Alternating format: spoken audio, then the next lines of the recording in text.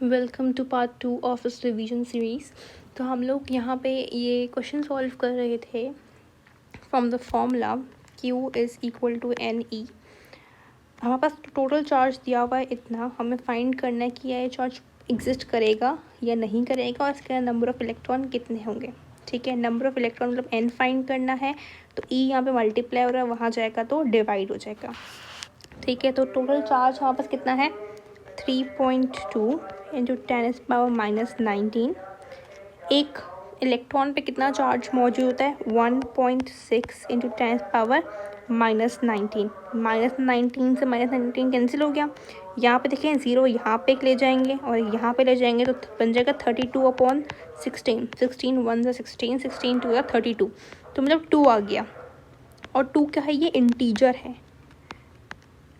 ठीक है, अगर वैल्यू इंटीजर में आती है तो ही ये चार्ज पॉसिबल है, वरना नहीं है। 2 एक इंटीजर है तो इसलिए ये चार्ज एग्जिस्ट करता है।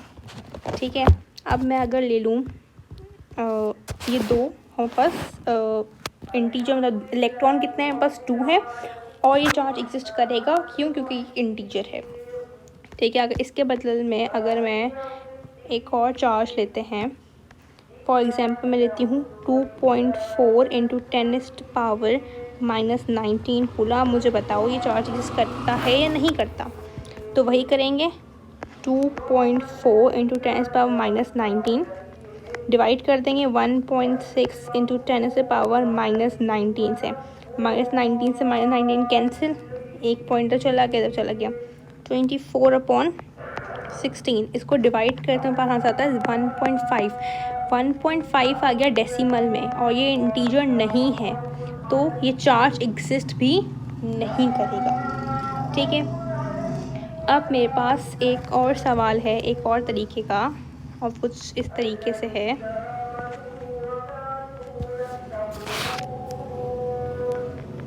कितने इलेक्ट्रॉन्स होंगे 1 कूलम ऑफ चार्ज पे? कितने मेरे पास मौजूद हैं इलेक्ट्रॉन्स 1 कूलम ऑफ चार्ज के अंदर। ठीक है, वही फॉर्मूला लगाएंगे, N is equal to Q/E।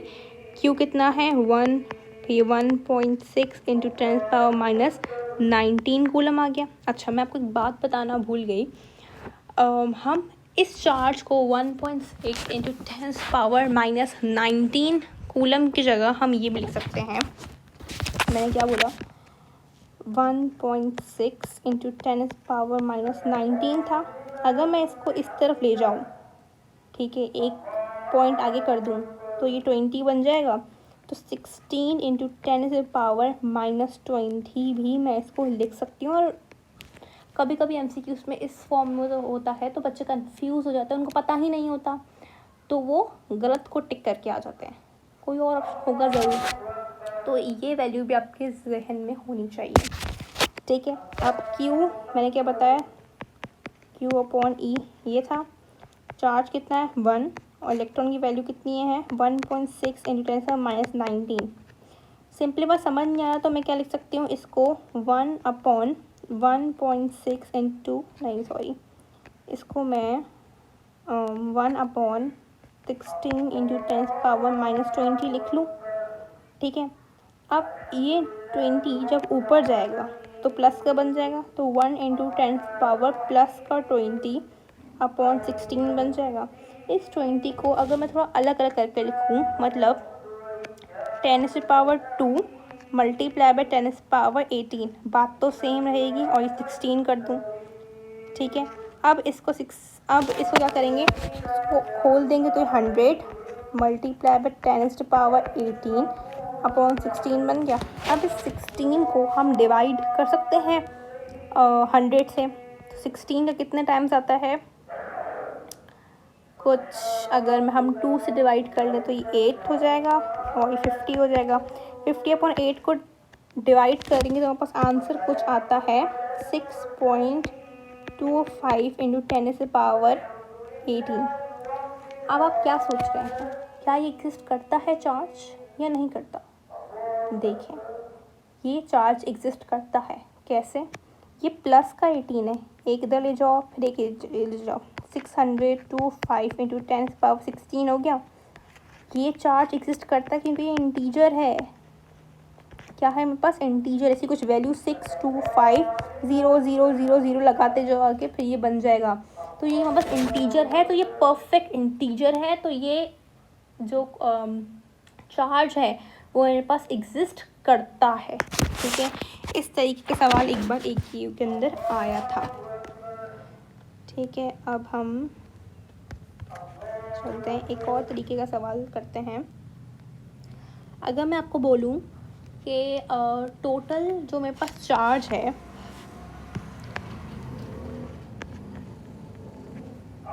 वो बराबर है 4 कूलम के। किसके बराबर है? 4 कूलम के। अब आप इससे मुझे बताएं कितने इलेक्ट्रॉन्स हैं। ठीक है, वही फॉर्मूला यूज़ करेंगे हम, Q is equal to NE। ठीक है, number of electron Q upon E हो जाएगा। 4 1 पॉइंट, आपको समझ आ जाएगी अब सारी, क्योंकि हमने अभी फ्रेश किए। 4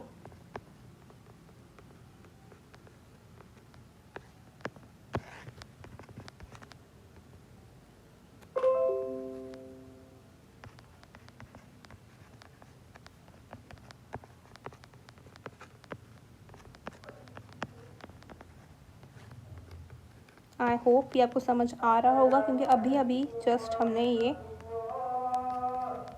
कैलकुलेशन ऊपर वही सेम जैसे की थी वैसे ही की है। अब इसको डिवाइड करें तो आंसर आ जाएगा कुछ 25 और 10⁻18 इलेक्ट्रॉन्स। ठीक है, इतने इलेक्ट्रॉन्स मौजूद हैं। ठीक है, तो इसका मतलब ये भी चार्ज एग्जिस्ट करता था और इसके अंदर इतने सारे इलेक्ट्रॉन्स मौजूद थे।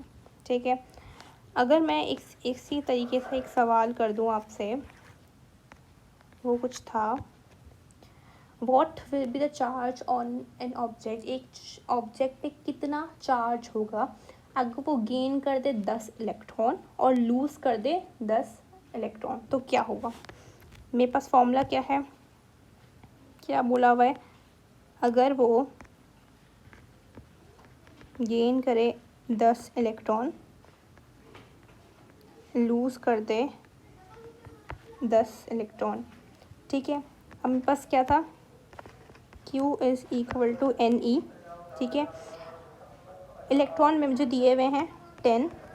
ठीक है, मुझे टोटल चार्ज मालूम करना है। इलेक्ट्रॉन पे चार्ज कितना होता है? 116 × 10⁻⁻20 लिख लेते हैं डायरेक्ट। ठीक है, ये कितना हुआ? 160 × 10⁻⁻20 हो गया। इसको ले जाओ, इसको एक यहाँ ले जाएंगे तो ये कितना होगा? 16 × 10⁻⁻19, मतलब इतना चार्ज है। अब अगर वो गेन कर रहा है, मतलब कोई अगर गेन करता है तो ये आ जाएगा यहाँ पे -16 × 10⁻19। अगर वो लूज़ कर रहा है तो प्लस का 16 × 10⁻⁻19 हो जाएगा। आई होप ये आपको वर्ड प्रॉब्लम भी क्लियर हो। ठीक है, अब बात करते हैं इस चार्ज के और कौन से यूनिट्स होते हैं। बेसिकली CGS सिस्टम में मेरे पास जो CGS सिस्टम है,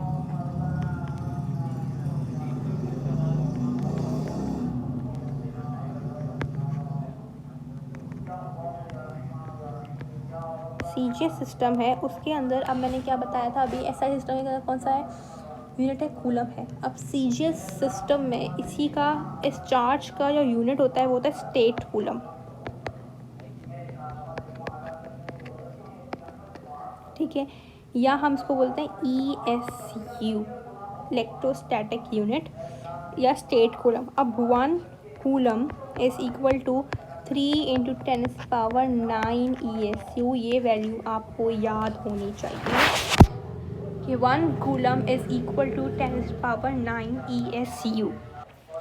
अब CGS सिस्टम ने बात की, स्टेट कूलम है, एक कूलम किससे बराबर होता है? 3 × 10⁻9 ESU के अंदर होता है। अच्छा, हमारे पास चार्जेस हैं। लाइक चार्जेस क्या करते हैं? हमेशा रिपेल करेंगे। फॉर एग्जांपल नेगेटिव है एक जगह, यहाँ पे नेगेटिव है, तो ये आपस में क्या करेंगे, रिपेल करेंगे। और वहीं पे अनलाइक चार्जेस मेरे पास होंगे, एक पॉजिटिव एक नेगेटिव, तो वो क्या करेंगे, अट्रैक्ट करेंगे। अच्छा, एक MCQ पूछा गया था, अगर हमें पता लगाना हो कि इस ये चार्ज है ये न्यूट्रल है या फिर पॉजिटिव है, क्या है, ठीक है। तो उसके लिए हम क्या करते हैं, एक शॉर्ट टेस्ट ऑफ इलेक्ट्रिफिकेशन करते हैं। और वो शॉर्ट टेस्ट ऑफ इलेक्ट्रिफिकेशन कैसे पता चलता है, रिपल्जन से। अब कैसे, एक हमने ये लिया, ठीक है, ये था नेगेटिव, ठीक है, इसके सामने मैं पॉजिटिव लाई, तो क्या करेगा, ये अट्रैक्ट करेगा, ठीक है। आपको नहीं लगता कि मेटल भी जो हमारे पास मैग्नेट होता है वो भी तो अट्रैक्ट करता है, मतलब पॉजिटिव नेगेटिव में अट्रैक्शन हो रही है यहाँ पे। लेकिन अगर ये मैग्नेट हुए, फॉर एग्जांपल ये भी किसी रॉड का बना हुआ हो, वो भी किसी रॉड से बना हुआ हो, ऐसे मटेरियल से जहाँ पे वैसे ही हो रही है अट्रैक्शन, तो पता तो नहीं चल रहा ना कौन सा चार्ज है।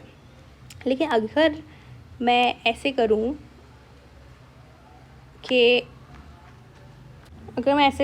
कि मैंने एक ले लिया सब्सटेंस, वो पॉजिटिव है, और इसके सामने कोई ले जाऊँ नेगेटिव, इसके सामने ले जाऊँ मैं पॉजिटिव, ठीक है, तो ये क्या करेंगे, आपस में रिपेल करेंगे, ठीक है। अब ये जो रिपल्जन होती है वो मैग्नेट के अंदर नहीं होती, अट्रैक्शन होती है मैग्नेट के अंदर और चार्जेस के दरम्यान में होती है, लेकिन जो रिपल्जन होती है मेरी, वो सिर्फ और सिर्फ किस में होती है, चार्जेस के दरमियान में ही होती है। तो मैं बोल सकती हूँ repulsion can be used as a short test of electrification, ठीक है, ये हो गया। अच्छा, अब हमारे पास एक और चीज़ कि चार्ज जो हमारा होता है दैट इज़ ऑलवेज कंजर्व्ड। एक चार्ज हमेशा कंजर्व रहता है, क्वांटाइज रहता है। मतलब कैसे, अगर ए है उसने 2 गेन किया है, अगर ए है उसने 2 इलेक्ट्रॉन लूज़ किए हैं, उसको गेन किसने किया होगा, किसी ने गेन किया होगा, मतलब चार्ज क्वांटाइज्ड है, कहीं गया नहीं है, ठीक है। यहाँ से लूज़ होकर यहाँ चला गया, यहाँ से गेन होकर कहीं और चला, यहाँ से भी लूज़ होकर कहीं और चला जाएगा, तो मतलब ट्रांसफ़र हो रहा है, कहीं जा नहीं रहा, तो it is always conserved. So I hope आपको पूरा चार्ज का बेसिक कॉन्सेप्ट, सारे टॉपिकल पास्ट पेपर्स अभी समझ आ गए होंगे। And my next video we will discuss the Coulomb's law.